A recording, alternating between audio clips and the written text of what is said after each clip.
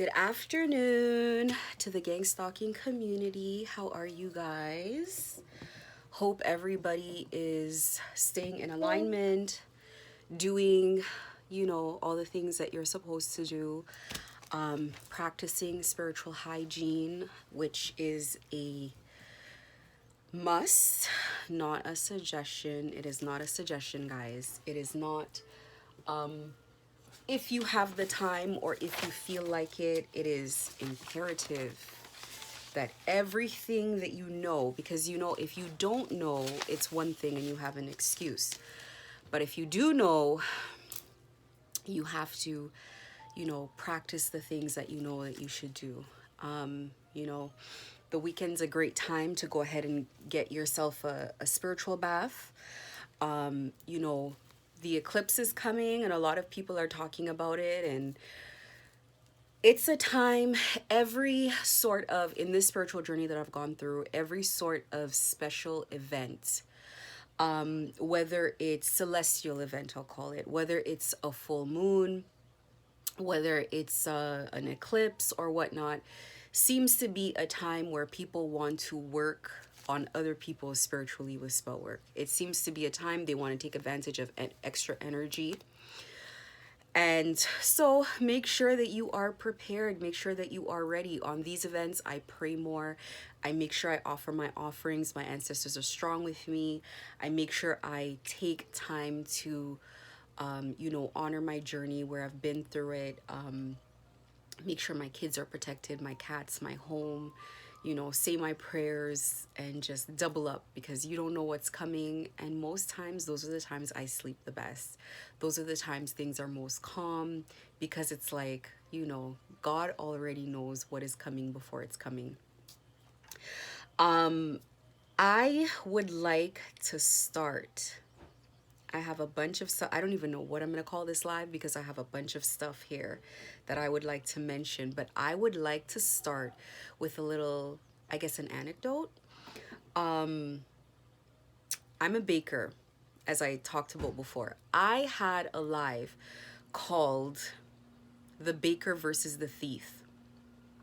And maybe I'll do a little bit of that live now, actually, because I wanted to redo that story. I'm going to retell that story, as a matter of fact. I had to write it down, but let me retell a bit of that story. But let me start with what I wanted to actually say. So, I bake very complex breads. The more complex they are, the better for me. I mean, my grandmother baked as well. Everything my grandmother did, I do. I am like her doppelganger, in a sense. I look like her. I act like her. She's very sweet. She's very kind, but she's a very spiritually devoted woman as well. And I get to enjoy her for eternity. She is with me forever, so that's a big deal. I always note it, and it's a big deal for me. A lot of who I am and my values as a woman are built on her example of who she is as a woman. But she baked a lot, and she baked like it was nothing. Like, these people bake and they just throw some stuff together, and they don't, no scales, no measuring anything, no nothing, and they throw it together and it's beautiful and it tastes amazing. But I remember like Christmas time waking up, and people wake up at like 4 or 5 o'clock in the morning and bake. And so you smell it, not just in your house, but around the entire neighborhood. They bake like large batches of bread. So I remember what it was like. It's a part of my childhood that we only eat very fresh bread, fresh baked bread. And so bread has always been something to me that feels like home, feels like a holiday. So it's something I do to keep calm, but not just to keep calm. I shouldn't say to keep calm, but it's almost like a therapy for me. And I just literally love the feeling of my hands being in Indo. But I got into simple breads. For me, are too simple. It's like, what, 2-3 steps. I am into bread that takes like 5 days to make. The prep work of the bread takes 5 days to bake. And the first difficult bread that I learned how to make was baguettes, French baguettes. And it took me, okay, this is a while for me, because I'm used to being very good at things the first time I try it. But it took me, I want to say, maybe 2, 3 weeks. I want to say maybe to perfect it. And then I still keep tweaking it, and now baguettes are very easy for me. But recently, um, I baked, and I was thinking to myself when I was putting the dough together. Okay, so let me explain how this works. I'm gonna give you guys a little bit of like baking steps here. It's a lot of steps. The first thing you have to do is you have to prep the flour by soaking it in just the water. No yeast, no other ingredients, just the water, to get the flour ready to absorb the rest of the ingredients. Another thing we do is for baguettes, they use very little yeast. So we put something sweet and the water must be warm to get the yeast ready, frothy, to get it responds the same way in your body as it does like for baking yeast. It likes warm, wet environments. So, you get the yeast ready. Then you combine it together and it makes a mess before it combines, because it's almost like putting sand in water in sand. It settles down. And then if you want to stir it up, you're going to make a mess with it. I use my mixer, and professional bakeries as well, you use a mixer to mix that flour, to mix that dough. And if you have a professional mixer, you have to put it on the highest speed to mix the dough. So first thing it does is it disrupts the dough, it makes a mess, it liquefies it, and then you got to put it under a considerable amount of pressure, because what happens is it is so much water. You have, I think it's about 80% water to flour. So you have so much water in this dough in order to achieve the crust, the crispy outside and the very soft interior of that dough. You have to put the dough under a considerable amount of pressure. So if you ever look it up, and I'm sure nobody will, but there's a technique called slap and fold, where you have to slap the dough down, pick it up, fold it, slap it down. Now, what you're trying to do is you're trying to put a lot of air in the dough. You're trying to mix it up. What happens is the dough, when you're done doing that, either you're slapping and folding by hand, which believe me will make you very strong, or you're mixing it in the mixer at 10 speed, at the highest speed the mixer can go, which puts the mixer under a considerable amount of pressure. And you have to actually hold the mixer for about 10 minutes, stand there with it, or the mixer will like rattle itself right off your counter. And then what happens is you get a lot of air in there, and then the dough itself becomes very hot. And then you have to let it settle for like an hour or two. Then you have to take it and do the same thing again 2 or 3 times. And each time the dough goes from being kind of like bumpy, and it gets smoother and smoother and stronger and stronger. So what's happening with your dough is you're putting a lot of pressure against it, and the dough is essentially, it's being beat up essentially, and then it's getting very warm inside. There's a lot of energy inside, and then the yeast gets to work and it expands, and the yeast gets to eating at there's a chemical reaction that happens inside of the dough, and the yeast is eating at it, and it's the sugar in the flour that the yeast is eating essentially, and then it expands. But as it expands, if the dough is not strong enough, it will collapse under the pressure of the expansion. So you have to stop the expansion at a certain time. You have to come in, stop the expansion, put it back in, disrupt the process again. It goes that when you start mixing it that second or third time, it goes back to like a fluid state. It's broken down, and you beat it up again and it rises again. So it goes from soupy, and like the bits are slapping all over the bowl. And then as it comes together, all the bits naturally come together and it becomes smooth and beautiful. The smoother the dough gets is the stronger the dough gets. And once that dough comes to like a very silky sort of state, you know after 2 or 3 times that it's ready to withstand maximum expansion. So now this dough it can expand maybe, I would want to say 2 to 3 to 4 times the size without breaking, without falling apart. The air bubbles are not going to destroy it, and that's what's called I forget what it's called, but there's like a stress test you can do on the dough to stretch it, and it'll keep stretching without breaking. I forget what it's called. I haven't studied this stuff in a few years, but Yeah, that's what you do to dough. And then, you know, while I was putting it together last night, I thought to myself, this is what I went through. This is what I went through. I was put under so much pressure to handle the expansion that is to come. I first started seeing signs of how much stronger I was getting emotionally when we went to BravoCon to dress the Bravo celebrities, the girls that are on Bravo, like Real Housewives of this and, you know, all those shows.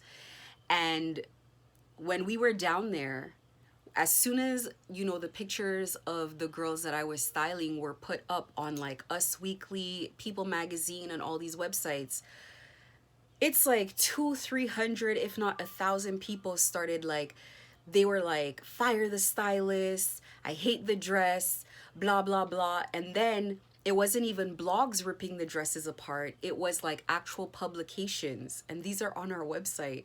We still took the clippings because I'm still proud that I made it in these publications. I could care less, but I only could care less because I realized that you notice the celebrities themselves don't even care how they're portrayed in the media. It just matters that they were spoken about at all.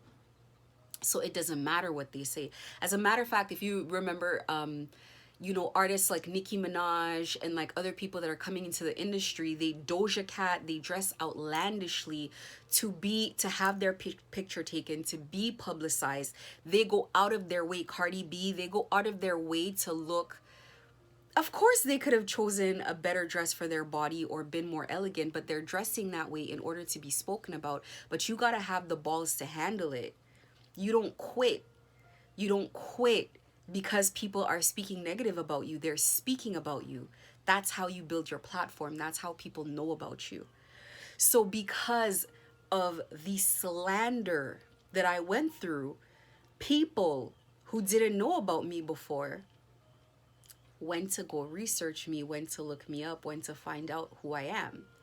And as they were doing that, my spiritual family was preparing my business. My spiritual family was saying, well, we need a rebrand. We need a new image. And this was happening unconsciously with me. I want to even be honest with you in honor of God. I want to be honest with you. Around the time I went through the rebrand, I was very spiritually exhausted. So my prayers went from, I can't even remember what the prayers were now at the top of my head, but they started being like, God, be my strength. Put strength back in my body. Be my strength. Be my patience. Give me strength to wake up. And you would think that you would be asking God for $1,000,000 and this and that. You're asking God, please wake me up in the morning at this time. Please give me focus. Please give me strength. And the day you forget to ask is the day you see the difference. I mean, God answers prayers. Prayers, especially when you're going through a battle like this, especially when you're going through an ascension. God will not let you fail. God will not let you fumble what is for you. It will not happen. You will. God picked me up. Energetically speaking, God picked me up and put me over her shoulders and carried me through the end of 2023. Carried me through. Chose every model for me. Yes, that one. No, not that one. Yes, that one. No, not that one. Yes, that one. No, not that one. Don't even respond to that one. Absolutely not. Made every decision. Yes, that outfit, not that one. This one, this is how we're doing it. Gave me the visions of things. I want to take credit for all of it, but it's not. It wouldn't be accurate. And that's where I knew this is not. I did the business myself once before. And now this is her business. Or I should say this is our business together that we're putting together. And that's how I know it's protected. And every step of the way in my journey, it has literally been us together. And she said to me, no, we're not doing it that way. No, we're not doing that. No, we're doing this. Okay, we're going to do it this way. And how? By just taking my hands and moving it. Nothing is premeditated. Nothing is strategy on my part. It's literally God moving my hand.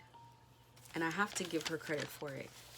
As much as I would love to sit here and take the credit for the entire thing, this is co-creation.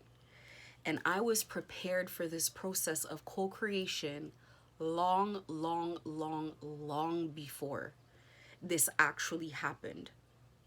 I was prepared to be a co-creator long before it happened. I was learning about co-creation.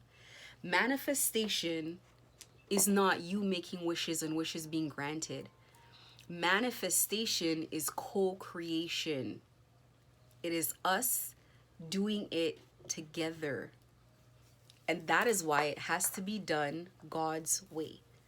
It's not your way. You would love to think that you're the one behind the bulk of what you're doing, but you're not. You're not. And especially when you invite God in, and that's why I always say you invite God in. You invite God in. There was a long time ago that I said to God, like, take over. I'm tired of coming here saying the same prayer every day. Could you guide me? Just take over. There's some things that I don't want to be responsible for. There's some things that I don't trust my judgment because I cannot see everything. And even with my prayers, I say, if it's your will, if this is a part of your plan, especially when I pray for people, and I don't pray for very many people, I've abandoned that. But if I were to pray for someone, I would say, if this is what you want, I leave that caveat in there because I don't know, I don't see everything as much as I would like to, because sometimes they block me from seeing things because they want me to go through the process, because they know, listen, there's this church that they want me to go to, and I know they only want me to go to that church because something's going on in that church and I don't feel like it. Now, you see how there's things that need to be done, and I'm just saying I don't feel like doing it. That's why they got to block me from doing certain things, from seeing certain things. And I know that. I just don't want to be bothered with it. But I know why I would have to go over there. I'm trying to find the piece that I wrote just to jog my memory about the baker versus the thief, because I would like to talk about that again very briefly, because I have been saying that I would like to go over it. They reported that video, and I don't know why such a video would have been so triggering, because I would think that it wasn't that serious. But anyway, let me tell you. So I had a dream vision. I can't remember which one, okay? And what happened in that is, let me try to see if I can remember. Okay, so this is what happened. Again, I bake, so this is back to the bread. And I remember I worked really hard in the beginning on baking a bowl. B-O-U-L-E. A bowl is the French word for ball. And it's you're using natural yeast. You're making the yeast from scratch. It's not store-bought yeast. It's a French version of a bread that looks like a big ball. And it needs to rise, and it needs a lot of heat, and it's a very specific process. Again, high hydration, very little flour, lots of water, very little yeast, and a bit of salt only for taste. These are natural breads, only 4 ingredients. Sounds very easy, very complex. Made the bread, and the first one I made, it was around Christmas. I was successful with it. And even my scoring is the way you cut the bread so that when it expands, it makes a design. And my scoring was the best scoring I had done. And so, and it makes such a design with the way the flour, you gotta spray it with a lot of water on the outside, add the flour needs not to soak into it, put it in the oven at the right time, etc., etc. So I used to make really nice reels at the time. And the first bowl I made, I was holding the loaf up in front of my Christmas tree. I can even put the link actually to the Instagram page. I was holding the bowl up, the bread up to the Christmas tree like a prize, okay? And I remember I didn't really want to eat it, but I ate half of it. And I left the other half almost like it was stale. It was hard as a rock by the end of the day, because that's how fresh bread is. Fresh bread does not last very long. It's a couple hours, meant to eat right away. And so I was holding it up, And I only ate half of it, and I wanted the other half just to like prove to myself like I baked this bread. This was a big deal for me. And in this, I'm gonna call it a dream because I can't remember how this vision happened, but in this vision of holding that half loaf of bread, I remember someone came around and they were laughing at me at just having half a loaf, and they were like, it was a very arrogant, cocky energy, and they were like, that's bread, that's nothing, look at all the bread I have. And I remember they had a clear plastic bag with like 7 loaves of freshly baked bread that was causing condensation in it, and they were showing me all the bowls of bread that they had. It's like 7 bowls in there. And I remember not really caring because the bread that they had was stolen, and the half loaf that I had, I baked myself. I made the yeast myself.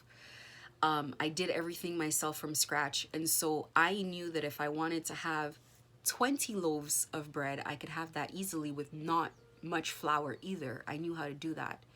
And so I guess what I was trying to say with that, or the feeling that I got from all of that, is you're going through a process where you're being stripped of everything because you are a part of a network that has enslaved people, and the whole network needs to come apart. And it's not about just karma, it is about destroying a network, because the profits, the money, everything that you are sharing of in this network was built on terrorizing other people.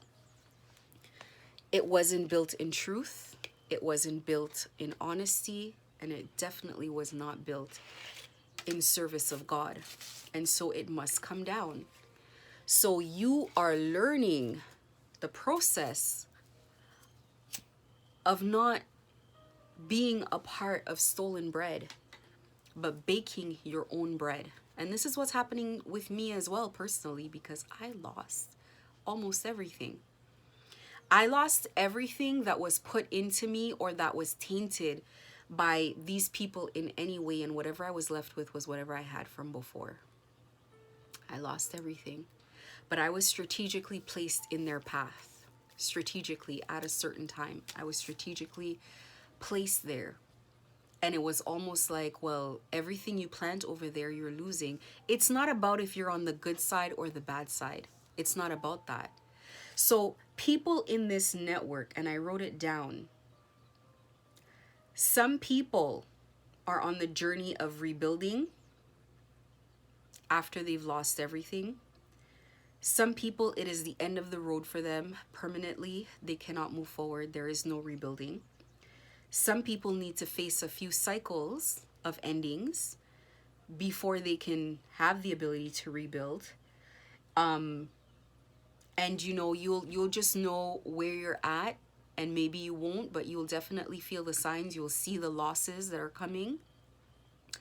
There is no doubt that people are losing everything that they have built, from homes, vehicles, businesses, networks, affiliations, everything. There are people who have been involved in enslaving other people who now their peers or the groups around them are seeing their blood in the water and are feeling as if they're primed for attack and what they have is ripe for taking. And so they are, if they're not already, going to experience people coming in and taking what is theirs, but they have to lose everything because God was personally present to see what people were doing. Last night, I wrote on my community section of the Instagram page, I was talking about the British people who used to come. I don't know, I don't think I had Scottish, maybe I had one Scottish person, I don't remember, but there were British people and Irish people that used to come to my store. A lot of them would have construction worker contracts in the area to do construction work. But in my heart, I knew they were drug mules as well. They would travel back and forth from Europe to Canada. And they would come in and spend hundreds of dollars at the time, and they would buy certain things, and they would complain about it, and they'd always want to haggle and stuff like that, even though we're in the mall. And I remember I remember just looking at the situation and thinking, they don't want to do this. I would always feel like they were sent there. They were the first set of people that I felt like they were sent to my store. And it became more and more obvious. There were times they would be in the store and they would almost be like wincing, and they would look at the door, and then they would be like, okay, well, I'm not going to purchase, I'm going to come back. And they would leave without purchasing, and then they would panic and run back in the store and be like, okay, I'll take it.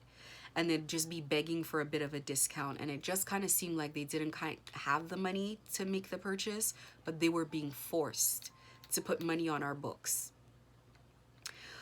I had to go through all of this, and it was them. They were probably some of the first people that wouldn't really bother gaslighting. They wouldn't really bother saying something rude. They just kind of would try on things, buy things, and go.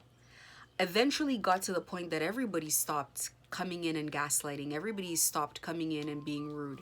But they were the first group that stopped. And to me, it's like, I just would see they would slowly start getting sick, a lot of open sores, just a lot of things that would happen that I could see. And it's like, a lot of these people, it's like they never really treated me like the enemy, like more so the Canadians would. I think these people have been trapped in this situation for long enough to probably have seen this cycle play over and over again. And it's like they're just doing what they're forced to do, and they're not really emotionally into it. The Canadians are very much emotionally into it, very much think it's funny, think it's a joke. It's probably their first go at the rodeo, right? And the comment that I made was, I hope those people know that I'm not their enemy. And I hope those people see the information that I'm putting out so that they can finally stand up to these energies and be left alone. What you're going through, I call it a Christ walk. It is very difficult. And it is a situation that will put you under immense pressure to get out. Because people that have enjoyed your slavery and the benefits of enslaving you, this is modern day slavery. Drug muling is modern day slavery. And the people that have put you in this modern day slavery are not gonna just let go of their lifestyle and their profits and everything just because they feel like it. These people never want you to leave. These people are bullies. They bully innocent people. That's what they do. That's what they do. A lot of the information that I put out is because if you think the gang stalking is bad, wait until you get under that spiritual pressure, the spiritual attack. Wait until you get under spiritual attack. You will really see how difficult it can be. And so I put out information because I know people are being spiritually attacked. They came into my store and I felt it. I felt the presence on them. I felt the energies on them. They throw demonic energies at these people to get them under control. To get them under control. And they couldn't do the same with me. And it's been very frustrating because the energy has gone back. Consistently. Consistently it's gone back. What is happening right now? I'm going to give a little bit of insight into what is happening right now.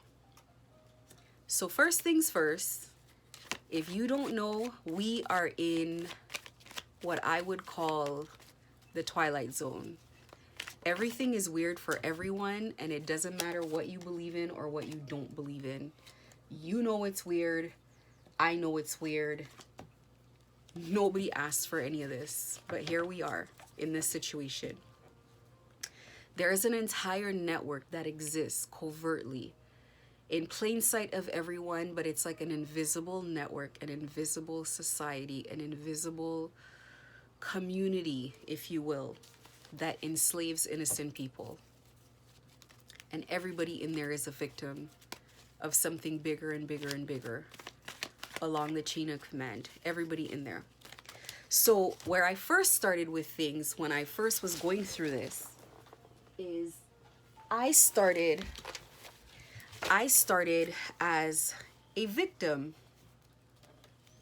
meaning I saw people gang stalking me, bullying me, and trying to destroy me, and that's what I saw. And so I was very angry, and I could have easily said, I hate people, I hate all people. I could have said that. And then God was like, okay, so that's phase one. And then after that, I started seeing, as things started getting more and more difficult and people started refusing to do it, I started seeing people being bullied, being pressured. And then I started seeing or feeling energetically that the covens didn't want to participate anymore. They didn't want to do it. They didn't want to fight with me anymore. They were being pushed. They were under pressure.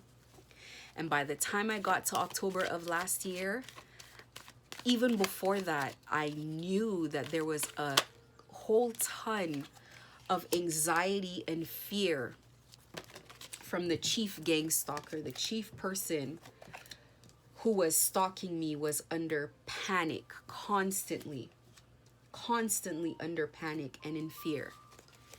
Everybody has something to lose. Down to the person who's paid for all of this to happen to me, down to this person still has things to lose. I promise you. They have a network that they're trying to keep together that is falling apart. Passages that they use to make money, those things are falling apart. Everybody here has something to lose. Everybody here is in some sort of fear and anxiety because all of that energy has been sent back. So you have an entire network that is falling apart. And people knew that they were, in their hearts, they knew that they should have stopped and that they should have gotten out a long time ago. But it was impossible because they'd accepted money, they'd already made a commitment, all of this stuff had already happened. So how do you get out of a situation that you're already contractually obligated to? That people have already started the cycle, have already opened this gate, and the backfires started immediately. It didn't start just in the last year. It was way before. So I used to wonder, how could someone continue to work under this amount of pressure? And it's because the backfires had already started. Every bit of work that people were sending towards, whether it's me or other people in that situation, all of it kept going back. And it was going back, and they knew that it was going back. It was aggressive, and it's only getting worse until we found ourselves here today where the pressure is unbearable.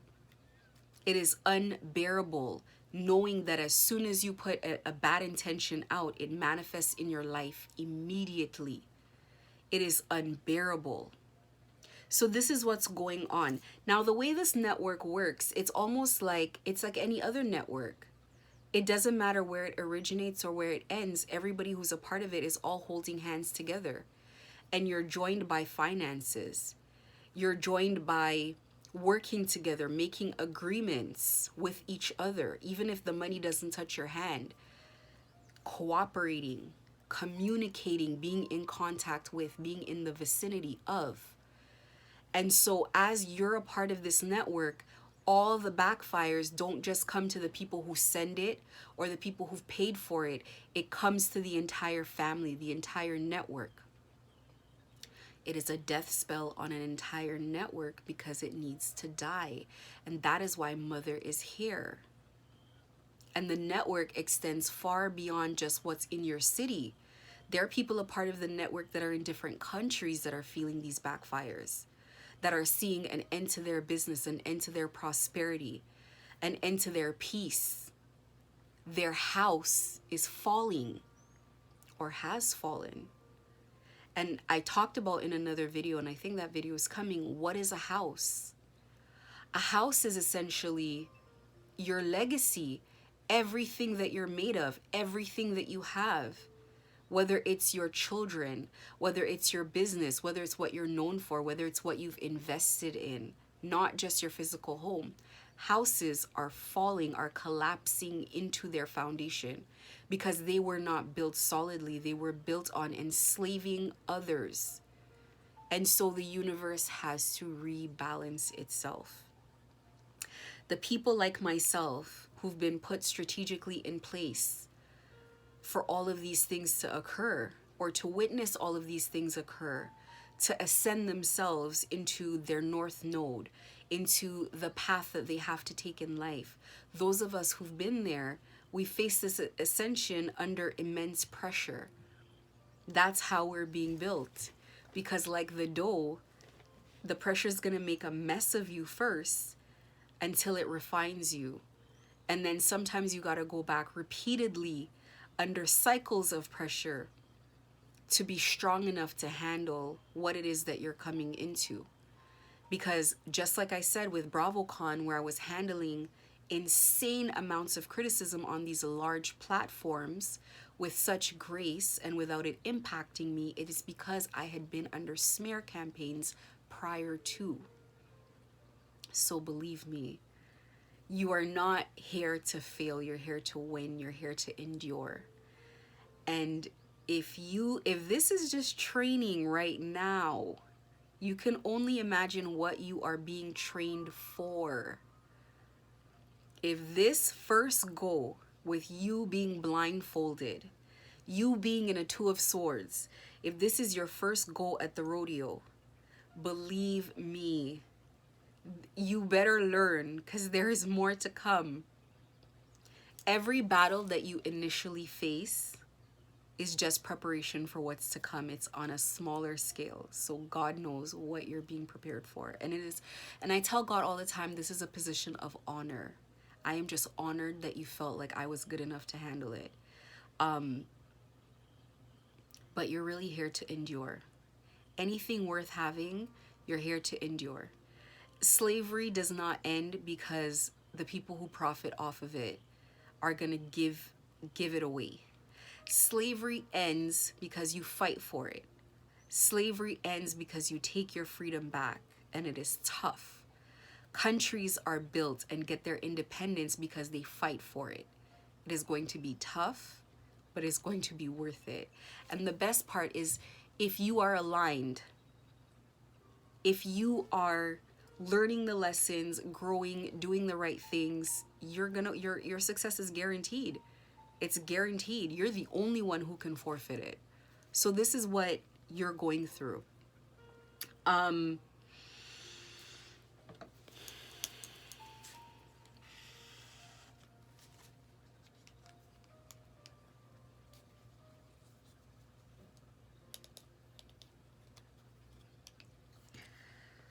Another reader has spoken about this before, and I just want to reiterate it. As this network falls apart, there are all kinds of things that people experience, infertility being one of them. Infertility being one of them. And infertility comes in a lot of different ways. It can be in the form of producing new businesses, producing new ideas, having a fresh start, finding ways to make money, etc., etc. There is a reason why people are hyper fixated on you not making money, and that is because if they had a way to make money, they would have had to focus on that. They don't have anything to focus on, and they haven't for quite some time. And they're feeling a lot of resentment and angst towards that. If something is not working, if you're continuing to beat a dead horse and continuing to try to do the same things over and over, especially if you're trying to rebuild in the same way that now is the time to be innovative. If it's not working, don't continue to do it. It means it's not supposed to work. God will make things work in people's face. God will make things work in people's face that are trying to stop you. These people are only here to train you and guide you in the right direction. That is what God is allowing to happen. Is as you go this way, they beat it down until you go the right direction, and then it works. Because you're supposed to rebuild in a way that is foolproof, a way that nobody can affect. And if you're being told, everybody's timeline is different. So if you're feeling like everything that you're doing is not working, grow, learn, research, do other things, stay active, continue to build, modify what you have, find a way. Do not ever give up on yourself. That is what people want you to do. What are you going to do anyway? Sit there and not have any money? Sit there and not grow? You know, part of why you're even in this situation is because you have the ability to be endurant. You have the ability to keep going. You've done it before and you've proven that before. And that's why you're in this situation. That's why you were aligned to be in this situation. I'm talking to people who have already had everything taken from them, who've realized what kind of network that they're in, who've realized what type of problems that they've been sitting in, and, you know, who God has reached out to them and said, it's time. It's time to get up. It's time to leave.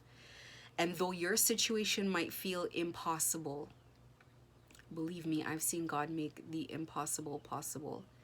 I mean, when this initially started, there were so many people against me that I said, God, like, I don't know how you're going to do this, but, you know, we're going to do it together. And that's what we did. Slowly but surely, we did it together. I started seeing, oh, they do this way. So then we need to block that door, that door, that door, that door, that door. And those became my prayers. And as those doors were blocked, I said, oh, there's an illusion on everybody's eyes. And, you know, you break it down slowly but surely. And that's what you do when you build as well. You build it up slowly but surely, little by little. Rome was not built in a day, and Rome did not fall in a day. This is an empire that's crumbling. There are 4 deadly horsemen in this empire. And that leads me, because I had to redo this Baker versus the Thief video, I'm going to read the passage from the Bible that I read in that video. So give me a second here.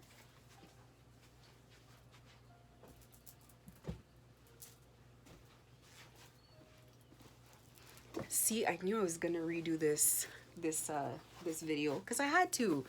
Because why did they report my video for medical information? I didn't even give no medical information. Like, very rude. Very rude.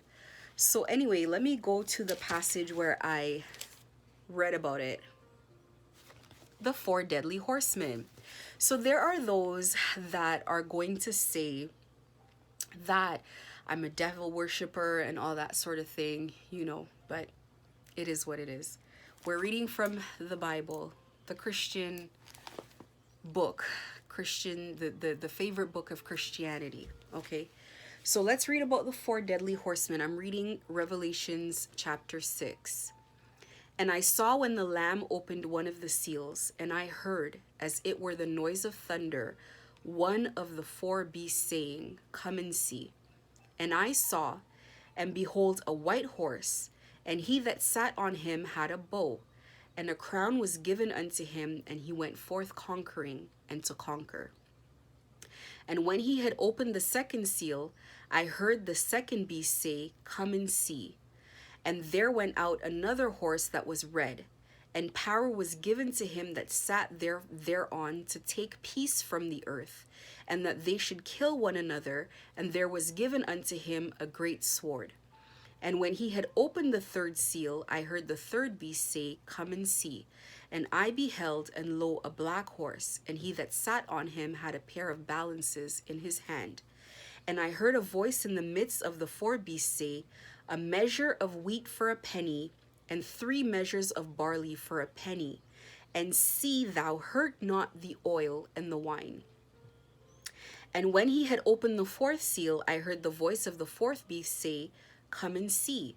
And I looked, and behold, a pale horse, and his name that sat on him was Death. It is actually her name that sat on him was Death. And hell followed with her, and power was given unto them over the 4th part of the earth, to kill with sword, and hunger, and with death, and with the beasts of the earth. And when he had opened the fifth seal, I saw under the altar the souls of them that were slain for the word of God. That's us. The souls of those that were slain for the word of God and for the testimony which they held. And they cried with a loud voice, saying, How long, O Lord, holy and true, dost thou not judge and avenge our blood on them that dwell on the earth? And I know for a fact, going through this, in the beginning of it, seeing everything that was going on and saying, how can this be allowed to occur? How can good people be allowed to suffer this much evil? How long? Not that God's not coming, not that God doesn't exist, but how long are they going to be allowed to do this? And I know that people going through this have asked the same question as well. And white robes were given unto every one of them, and it was said unto them that they should rest yet for a little season, until their fellow servants also and their brethren that should be killed as they were should be fulfilled. And I beheld when he had opened the sixth seal, and lo, there was a great earthquake, and the sun became black as sackcloth of hair, and the moon became as blood. We have an eclipse coming on April 8th, and an earthquake just passed in New York. And the stars of heaven fell upon the earth, even as a fig tree casteth her untimely figs, when she is shaken of a mighty wind. And the heaven departed as a scroll when it is rolled together, and each mountain and island were moved out of their places. And the kings of the earth, and the great men, and the rich men, and the chief captains, and the mighty men, and every bondman, and every free man, hid themselves in the dens and in the rocks of the mountains, and said to the mountains on the rocks, Fall on us, and hide us from the face of her that sitteth on the throne, and from the wrath of the Lamb. For the great day of her wrath is come, and who shall be able to stand? This is what's upon us. It's the termination of the network. The network is coming apart, and nothing or no one is going to stop it.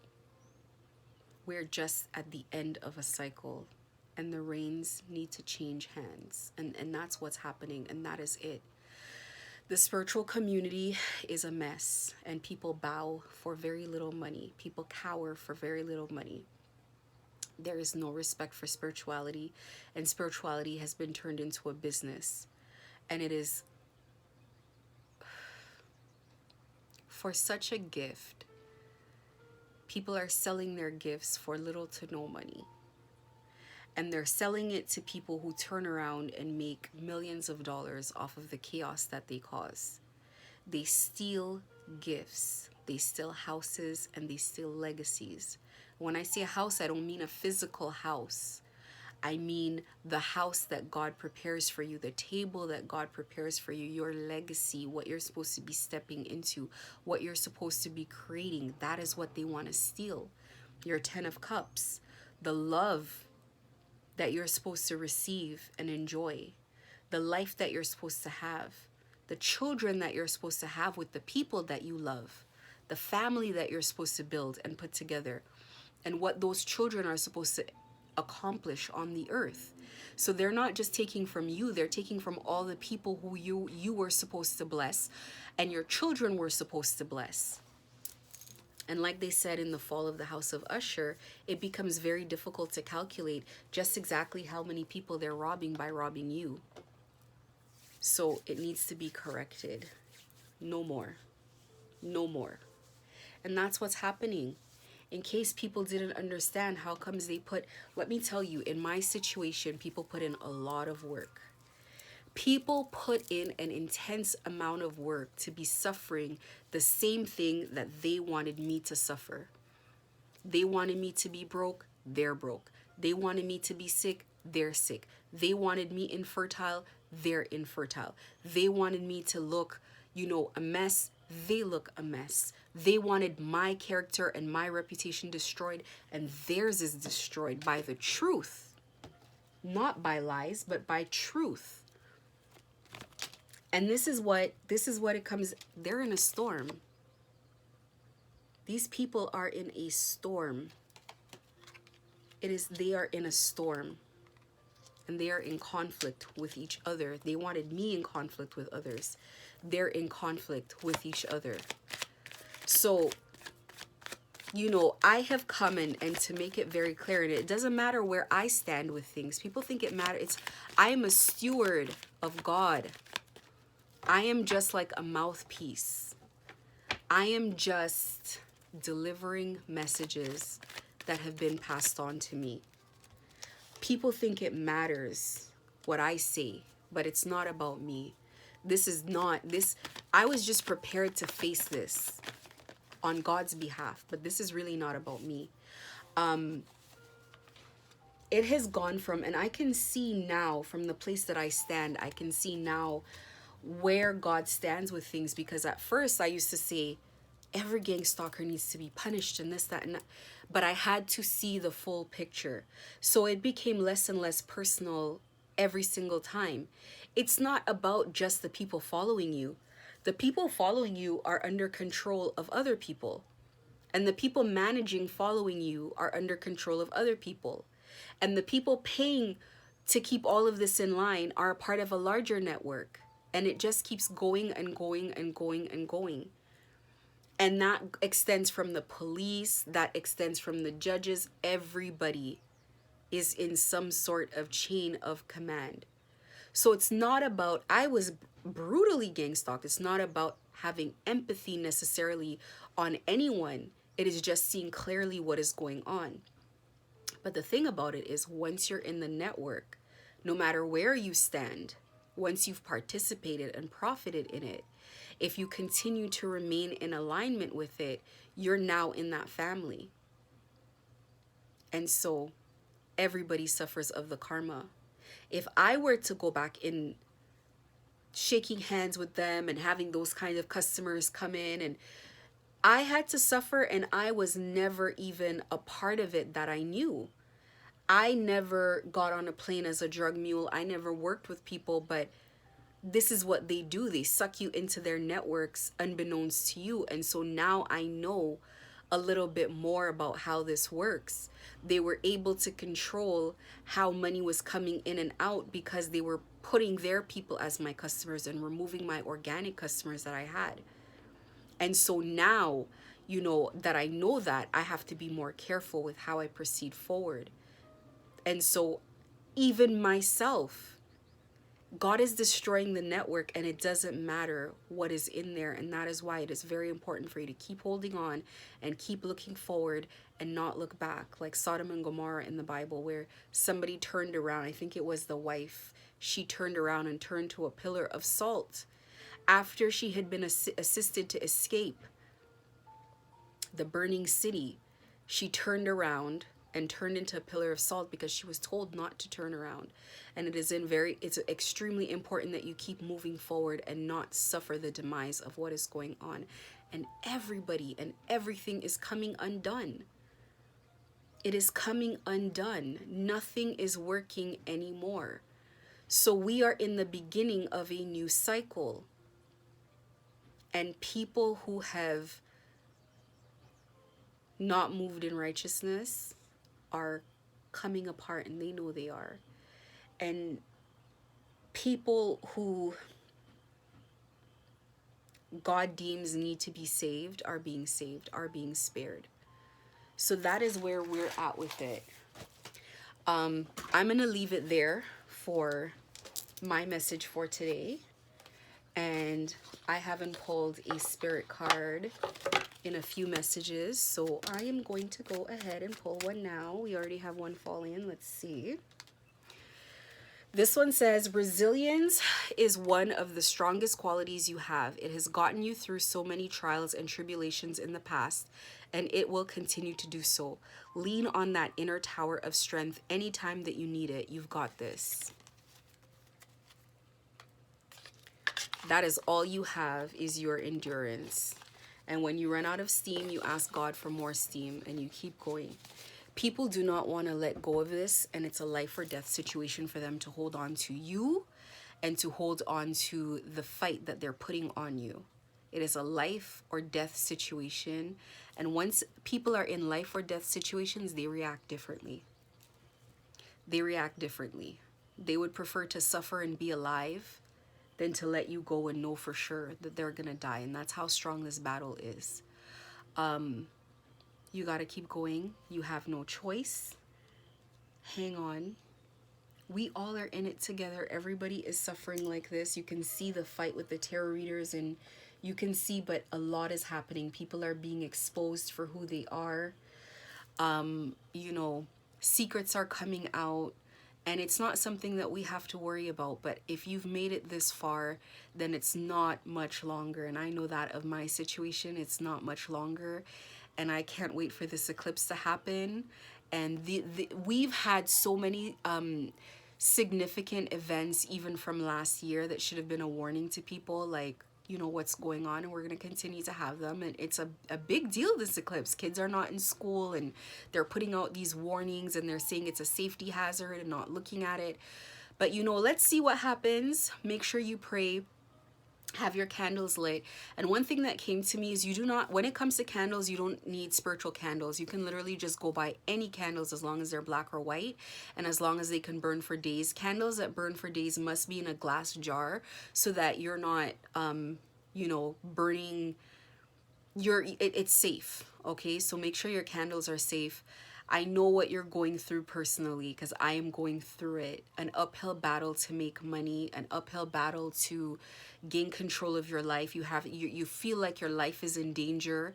I was in an accident the other day, a road rage accident, and this lady was playing bumper cars with my car and hit me repeatedly 2-3 times on the highway. No, 3 to 4 times on the highway. Luckily, I was safe. My car is okay, but this is what's happened. So you're not alone in what's going on. People cannot publicly, at least in my situation, a lot of the people that I have been involved in, I've made sure I put their names in police reports, so that and that have been all over the place, that are living on multiple servers. So, you know, there's a less likelihood that people want to out and out murder you, because a lot of names will be implicated. The police will have a pretty good head start on, you know, how to figure that out. But I mean, God is with you. Mother is with you, and death is not going to show up to collect your bones. It just will not. We all have to sit in here and face this situation together. So no one's escaping what's happening. And, you know, you have to remove your fear right away. I just want to remind everybody that there is something that I'm putting together, and it's going to come together when the time is right. I don't feel like the time is right yet. I don't feel it, but it will come when the time is right. And I'll be able to have a nice little thing that I've put together that I think will really help gang stalkers or gang stalking victims.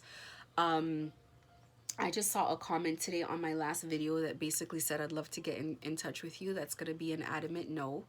I seem to be the only person that everybody wants to get in touch with. I look at tarot readers and other people, and nobody seems to want to get in touch with them. I'm not here to be a personal resource to anyone, or to make friends, or to do any of that. So consume the information as you'd like and as it helps you.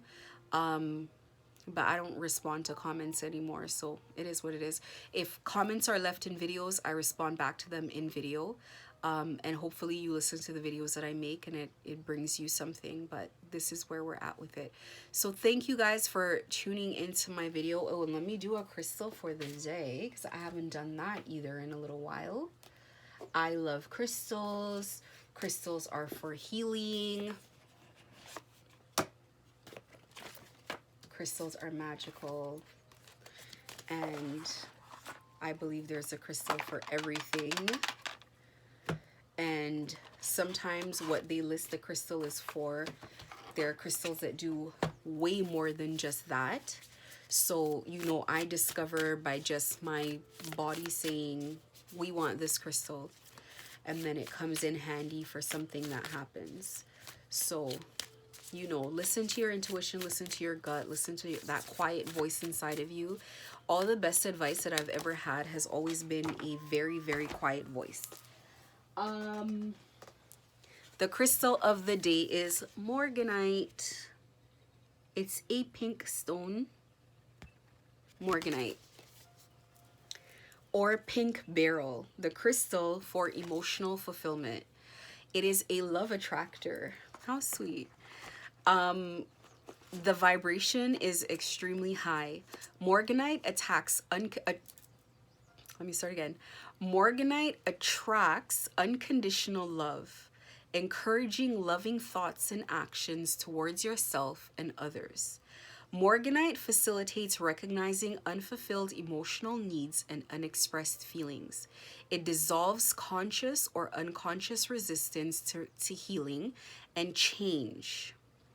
It dissolves conscious or unconscious resistance to healing and change, clearing victim mentality and opening the heart to receive unconditional love and healing. The stone holds the emotional body stable while psychosomatic changes take place and creates a holding space for cellular and DNA changes to occur. This loving stone is a superb antidote to stress and tension. On the body, it promotes circulatory and nervous systems, heart, sexual organs, and cellular structure. And spiritually, it aids soul retrieval, realigns the energetic and physical bodies with the soul. So when people put you under a lot of pressure, there's a lot of dark magic on you, it almost wants to pull your soul out of your body. It pulls your energy, and it disaligns everything. So stones like this will realign those energies back into your body so you start feeling yourself. And it activates and cleanses the heart chakra, which is the chakra of creation, of connecting to God. The heart has to open before the throat opens, and you can speak your truth, and truth is a weapon. Before you get to your third eye and you can see and your crown opens and you can connect to God. The heart. It's one of the harder ones to open, but it's the most valuable one to open.